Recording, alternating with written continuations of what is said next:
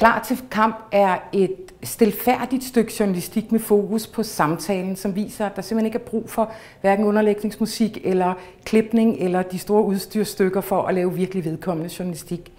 Det er vedkommende, fordi at det på den ene side fortæller nogle meget nære historier, og på den anden side er en lille brik i den her store fortælling om den danske aktivistiske udenrigspolitik.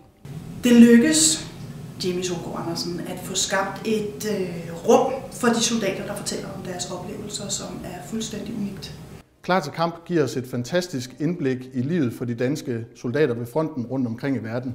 Det giver os indblik i kedsomheden i kartoffelskrælleriet og i cykelpatruljerne, men det viser også angsten og frygten for at miste en kammerat, eller risikoen for, at man selv har set sin elskede for sidste gang. I Klar til kamp formår journalisten ved hjælp af fortællinger fra ganske få personer om 4 enkeltstående hændelser at nuancere og i nogen grad omskrive et meget vigtigt kapitel i Danmarks historien. Det er et kapitel, hvor Danmark har været en udfarende magt rent militært. Vi hører blandt andet, at en bombning, som blev udlagt som en stor succes, i virkeligheden var en fejl, som var tæt på at koste danske soldater livet. Det er vigtigt nu for vores forståelse af samtiden, men det er måske endnu mere vigtigt om 100 år, når vi ser tilbage og betragter det samfund, vi lever i i dag.